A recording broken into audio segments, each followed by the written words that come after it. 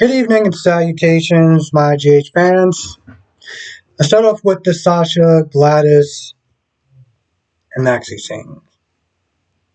You know, maybe there was one point with Gladys where we went from hating the character to actually genuinely liking the character.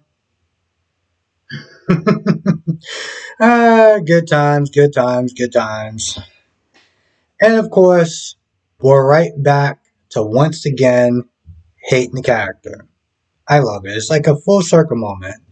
So Maxie is asking Sasha to, sell the product, be the face. Go out there and sell some of their products. And, she's about to sit there and say no, right? And Max is like, listen, I'm not gonna be upset with you if you do, but you'll be upset with yourself. She's coming a long way, okay? She's fallen, she's reached her lowest point. There's no room at that point for her to go up, and she did. She did. And that's what Maxie saw in her. She saw her strength.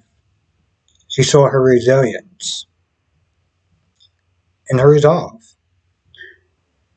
And Gladys, here's the thing. When Gladys, first of all, Gladys just annoyed the hell out of me.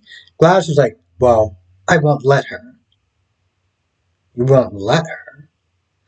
I was like, bro, do you not understand how this works?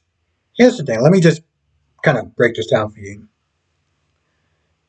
If Sasha says no, and no one else can do it, and they can't do this home shopping network thing, then the investors is going to start to pull out.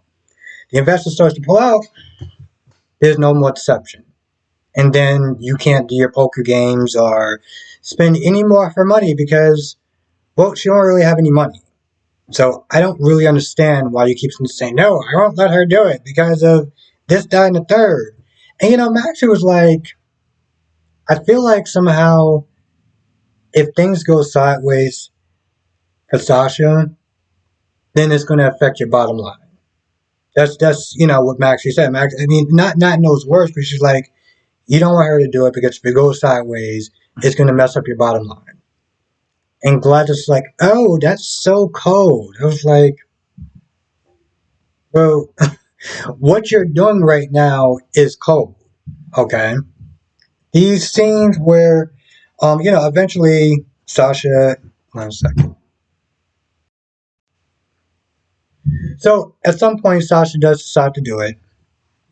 And, they hug and everything. And it's like every time you start hugging, it's just this fake BS concern that she has with Sasha just irks me. And it's so sad that, Sasha has trusted this woman way too much. So meanwhile, what I saw going on, you got Cody sitting there trying to get back into the game. And Miss Wu was pretty much like, nah, that's not a good idea. Um, you got a lot of heat on you, and it's not going to really look good. It's not going to really look good. I bring you in there, the players and whatever's going to be looking at you like, yo, you're attracting the cops and stuff like that. This is not a good idea. She explains to him a couple reasons why it's a no-go. But Cody is like, listen, it's going to be harder for you to explain why I'm not there. And, Ms. Wu is like, well, why do you even want to be here? You say you want to quit. Of course, legal fees and things of that nature kind of starts to pile up. So he's like, yo, listen, I need the money. Gladys, like a dumbass, comes in there and starts trying to mess up his deal. And she's like, yo, I'm out through with both of you. But, she decides not to, and, she gives him a second chance. And so, Gladys is back to, spending Sasha's money again. I am looking forward to the day where she gets exposed for the POS that she truly is.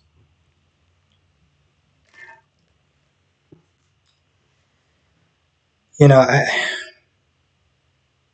fact that Gladys was able to sit there and double cross her own son, you would sit there and think on some level, Sasha would sit there and at least keep one eye open with her.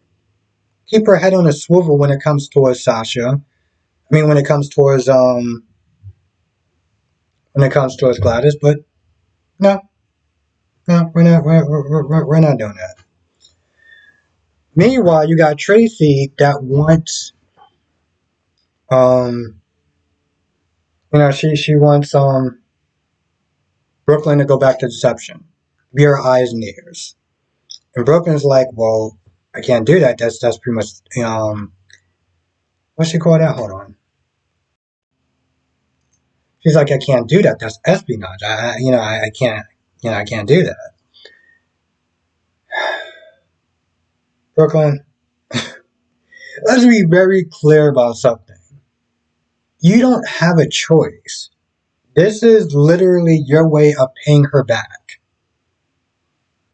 And she reminds Brooklyn that it wasn't your super sweet, courageous speech that wound up getting him back his job. It was her money.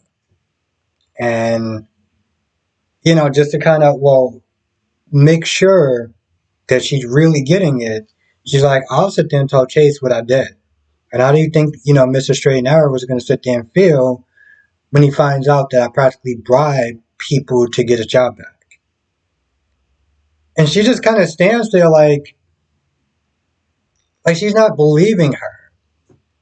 I'm like, bro, you knew this woman since birth. You really think you really want to call this woman's bluff? On top of that, and granted, there's just my own little feeling, whatever. This whole espionage thing. Listen, at the end of the day, that's your grandmother, okay? You really think she's going to sit there and let you go to jail? You really think she's not going to sit there and try to look out for you? Hell, she looked out for the guy who laid out her son on the damn ground. You think she's not going to look out for you? But of course, Brooke is just kind of standing there like, I don't think you're going to do it. So she winds up calling Chase talking about, hey, let's go to lunch. I'll set it up. Hangs up the phone and is like, all right, so you go back to deception or I take him out to lunch. Now, I think at this point she's still going to take him out to lunch, but she probably won't sit there and say anything just to kind of make her point clear, which doesn't feel like that's necessary because she grew up with this woman and knows exactly how this woman operates, but for some odd reason, she's not sitting there taking her seriously because reasons. It still seems like very up in the air with Portia and Curtis.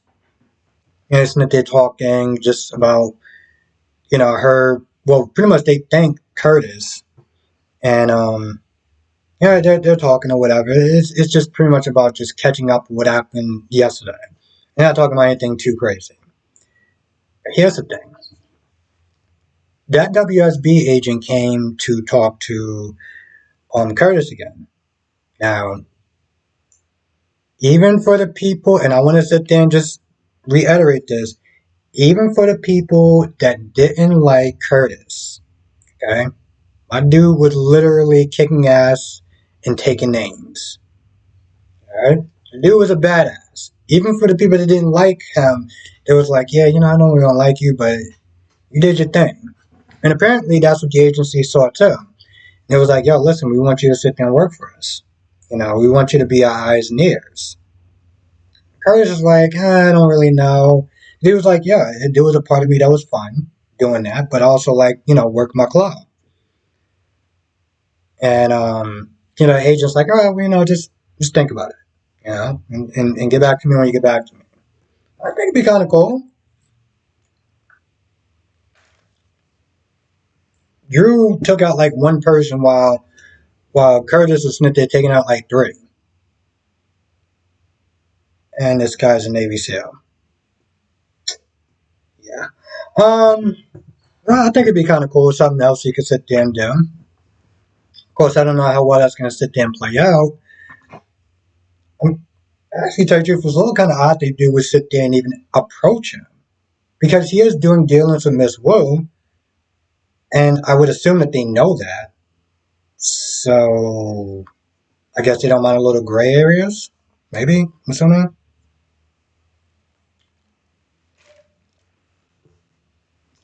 Um, Trina tells Taggart, missing Taggart, the real OG Taggart, and eventually Curtis and Portia that she's going to take the DNA test. And of course, she reassures him nothing's going to change, everything's still going to be the same. But I gotta sit there and let you know. And he's like, hey, do what you got to do. I'm not mad at you. I'm not gonna, I'm not gonna sit there and be mad at you. So that's what she's gonna do, which is really great because honestly, to tell you the truth, for when she first was like, I'm not gonna do it. I don't know. I was like, oh God, here we go. How long are we gonna sit there and drag this out for? But maybe there's not there listening to us. I imagine. I hope so. Chase is back at work talking to Dante about Cody and whether he did it or not. And that's pretty much about it. What else happened? I almost forgot about Spencer and Esme. Esme came to see her baby, and Austin checked them out. Then they're all gone back to quote unquote grandmother's house, living under one big roof, just one happy family. But I'm happy because Spencer didn't annoy me. And Portia didn't annoy me either. I mean, Gladys is just kind of her usual pain in the ass. Um, but she didn't vex me though. So I was actually really happy about that. And Portia didn't either.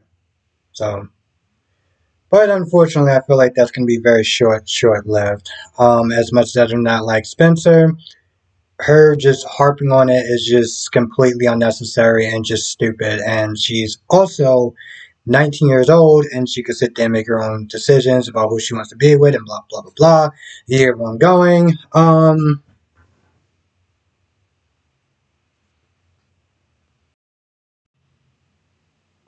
Yeah, I feel like that's about it. Um, I like the little empowerment speech that they gave Sasha about conquering her fears and um having her realize her power. Take it back. And also just being relatable. Because there's not one person that hasn't actually went through what she went through.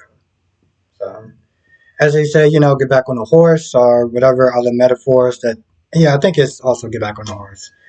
I feel like that's pretty much about it. I can't really think of anything else that wound up happening. So I'm gonna go. But as always, if I did miss anything, I'm gonna sit there and say at this point. Come to the live stream. 8 p.m. Eastern, 5 p.m. Pacific. I'm going to be streaming tonight for an hour because I have to wake up at an ungodly time the next day. But come through for an hour. We'll sit there and talk about all the stuff. B&B, YNR, Days, GH, the works. You know how I do. Yeah, I can't really think of anything else that happened. So I think I'm going to call it. Yeah, I think that's going to be about it. With that being said, I'm going to go. I want to thank you for watching. Stay safe, and I will see you in the next video.